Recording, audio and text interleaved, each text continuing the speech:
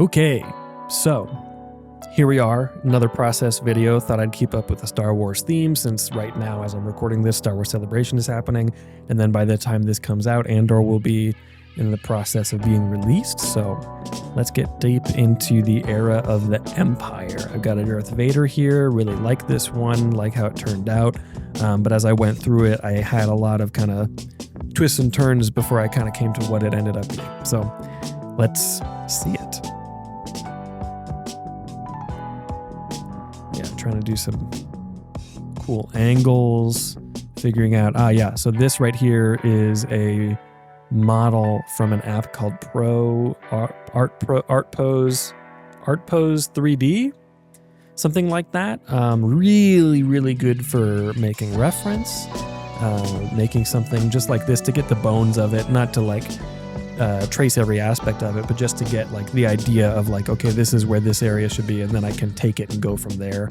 And like I said in the last one, I'm trying to even do what I'm doing here less and just use it in the actual reference window and go from there. But yeah, sometimes it's just helpful to have a really quick shorthand if I'm trying to just like make something really quickly. Yeah, and I don't think I even went with, I didn't even do this. I think I saved a duplicate of that file for a while because I thought that was a cool image too, him with the helmet open or something like that, and then I just didn't use it.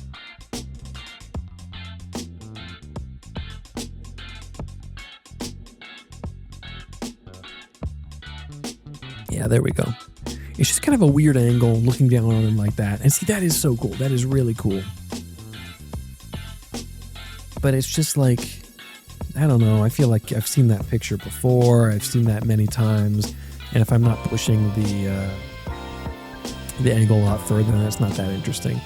Now, an interesting thing here, though, is like you get to see how far I get into a completely different drawing before I end up getting to the thing that is actually the final product.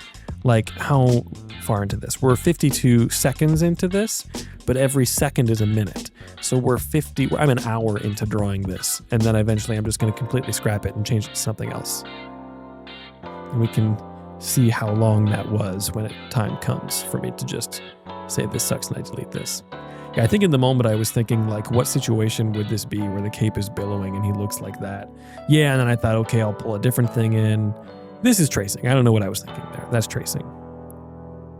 Cool picture though.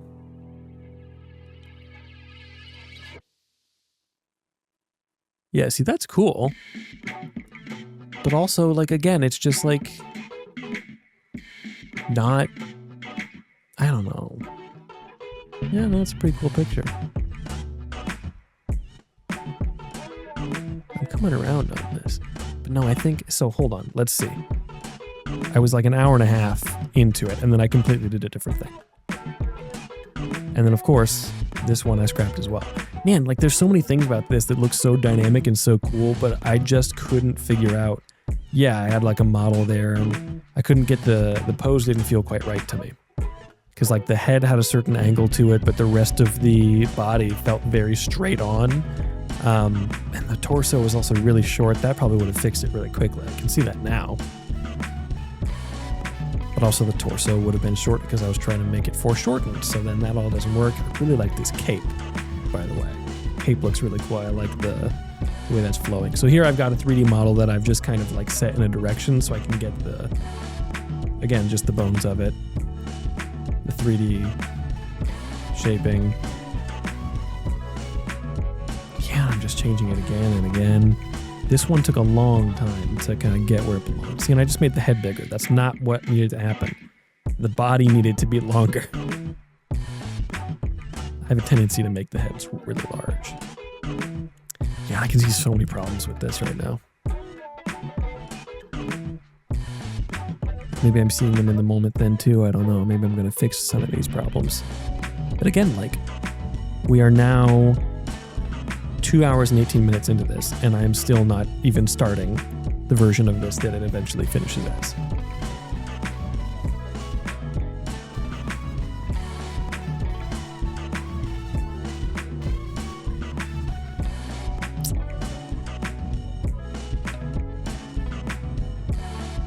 Putting some shading on. boots. Yeah, see, and I'm getting so detailed on this. Like, I really like this. And I do like this. I think that cape is really cool. The angle of the helmet is really cool. I like the way that the samurai part of the helmet like flares out. I think that's really sweet.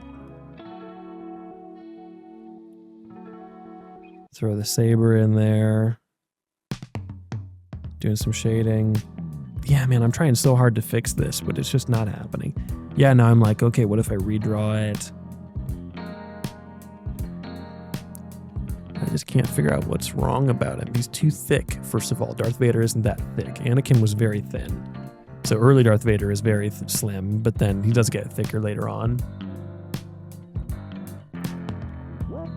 But not that thick. That's not quite right. Yeah, I'm trying so hard to save this. Now 3 hours, almost 4 hours in. Putting a lot of musculature, and I'm starting over completely. So I've now, in 4 hours, restarted this piece 4 times? Another cool cape, a cool gesture. Yeah, I remember really liking that musculature. It felt kind of fun. Oh, and back to this.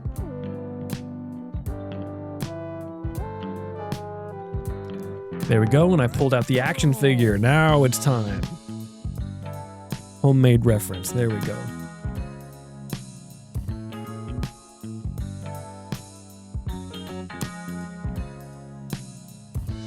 Action figures are great reference material. Oh, and I'm drawing the Emperor? Or Vader? What am I doing? Why am I doing this? Sometimes you watch these videos and I just I do a completely different thing for 5 minutes. I don't know why. So hold on. We are almost 5 hours in. 4.5 hours in to this piece. That's when I started doing what it will eventually actually be.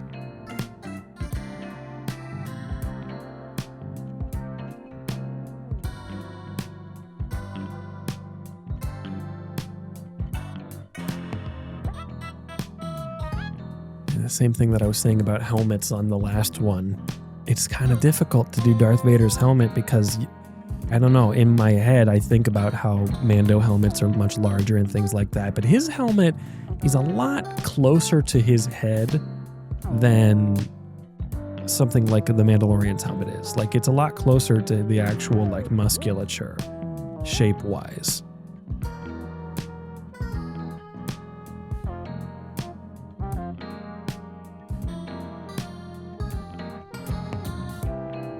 Gloves. I really ought to look into how they designed this costume because it's so interesting. It's so unique. It's definitely samurai inspired in parts, but yeah, there's so many weird little bits to it that you would think have to be, I don't know, the way, I mean, just the way that they were cobbling together the different pieces of different things for the original movies, or at least for the first one. The famous, lightsaber, Luke's lightsaber was a Graflex camera flash. Am I saying that right? Graflex, what? I'm probably doing it wrong, I don't know. Here I go, inking. This is my favorite part to watch.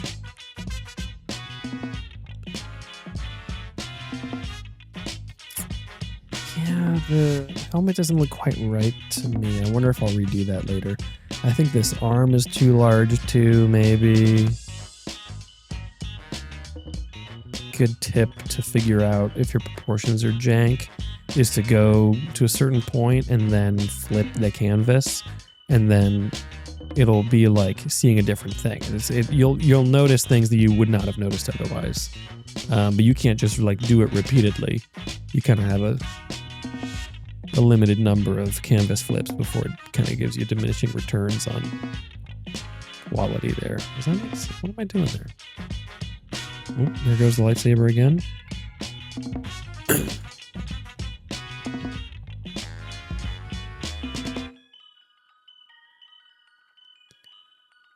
Yeah, there we go. I was going to read it. I knew it. It didn't look right.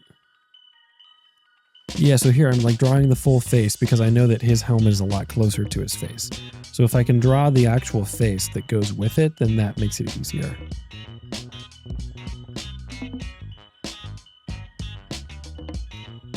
And it's a helmet, but he portrays so much emotion depending on the angle of the helmet. Is he angry? Is he confused? Is he what's going on? Oh, and I'm drawing a desk for a second there. Okay.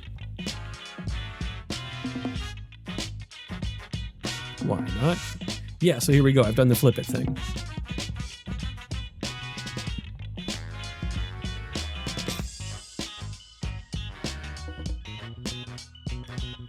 That helmet. Yeah, there we go. So then I couldn't. It was driving me crazy. So let's pull out the toys.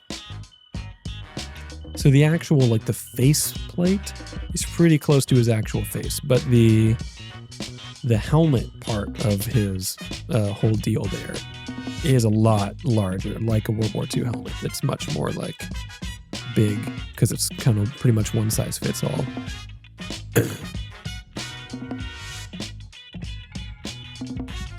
Yeah, there's some things I don't like here. I don't like the way I did the lines on his right arm. Those don't flow in a direction that makes sense to me. The folds don't flow in a way that makes sense to me. Here's a cool thing. There we go. Right here. So I'm trying to get this thing right and it's driving me crazy. Sometimes it's easier to draw it straight on and then I can bring it over and use the distort tool to make it the right shape after the fact. And then the three-dimensionality of it isn't going to be working correctly after that, but then I can kind of play with it from there because all the flat planes will at least be in the right location. So that's what's happening there. I do that with Spider-Man's logo pretty much every time. Spider-Man, Superman, Batman, anybody that has something in the middle of their chest like that. I usually do that for.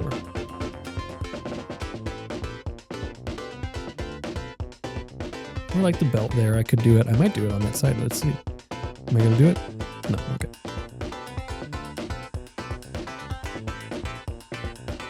Yeah, there's certain parts of him that are still a little bit too thick, I think. The glove is maybe too thick. Oh, starting over again? What am I doing?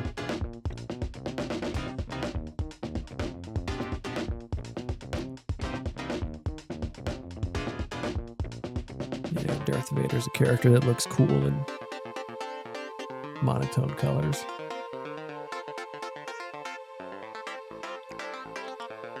Or rather a limited color palette. So at this point in my life, I was doing a lot of very detailed, intense line work and then leaving a lot of it pretty much completely open to be finished in the coloring stage. And with this, I was really challenging myself to use as much black as possible, which is kind of the world that I live in now. I do a lot more using black, but at this point I did not. So this was me really pushing myself to let some of my perfectly fine details disappear into the darkness.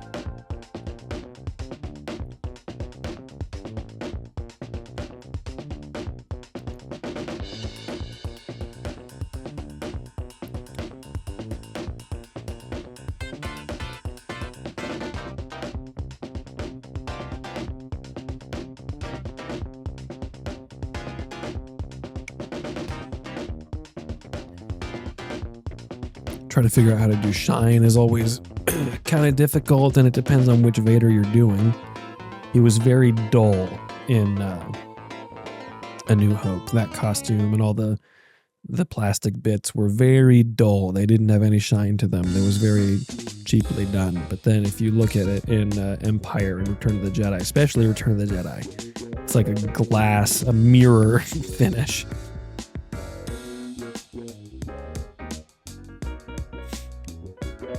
Yeah, and I was still kind of figuring out feathering and getting comfortable with feathering. I think the brush I'm using here is the Comic Max Pack Toothy Inker. Really like the Max Pack brushes. I bought a few of their packs. There we go, putting some shine on the chest plate.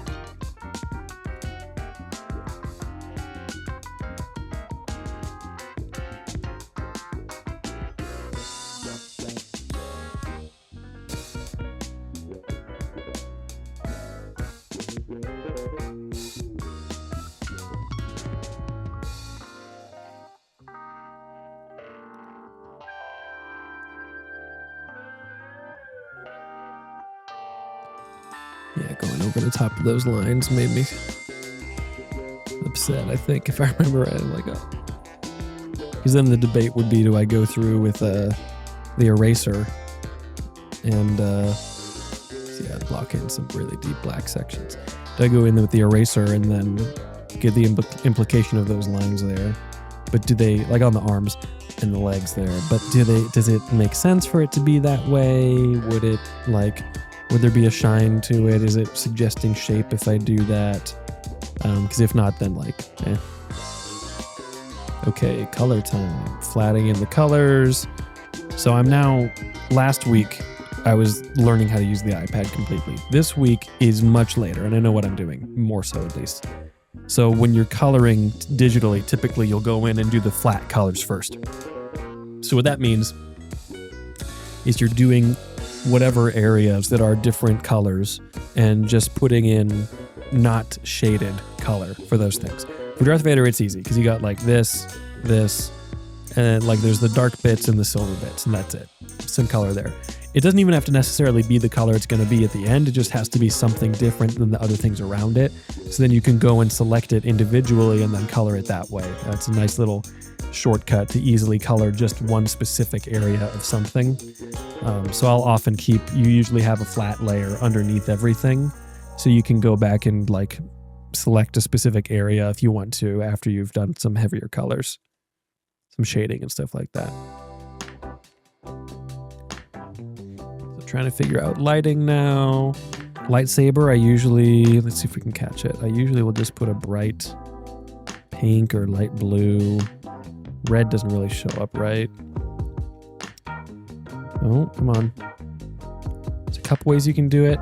So primarily I've got just like a white thing in the middle, and then I'll give it a little bit of blur, but then I'll put like a pink airbrush or a pink line like that underneath it, and then put the bloom slider like all the way to the top, burn it all the way, and then it'll give me a nice glow. If I don't do that, then I'm just putting a white thing there and then a airbrush light blue, because the color of the lightsaber is actually the glow. The actual interior of the lightsaber, the actual sword portion of it, is blasted pure white because it's so bright. So when you look at the original movies, what you're actually seeing is just a glow that's giving the indication of the color, which is where the new ones kind of fall short sometimes because they're leaning a little bit too much on the practical prop. So then you're getting the color from the LEDs in the prop rather than the glow of the bright white. Yeah, so it looks like there I mostly just did an airbrush and then put a lot of glow around Vader. In the original movies, there was never glow because it wasn't a practical prop. And in the prequels, there was never glow because it wasn't a practical light either. In the new ones, there's so much glow, it's almost too much sometimes. So I try to strike a balance between nothing and way too much. There we go, doing a little bit more highlighting,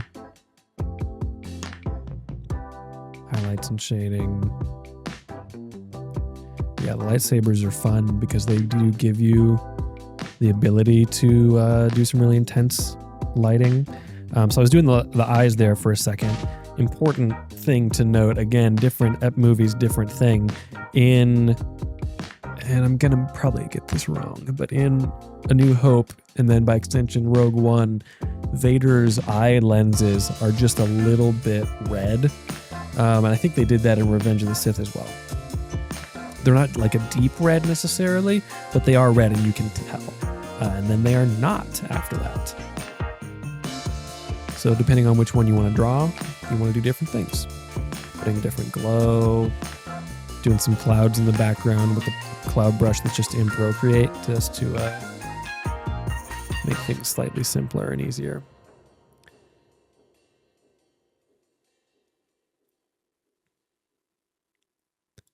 Oh, and here we are. I think that's the final.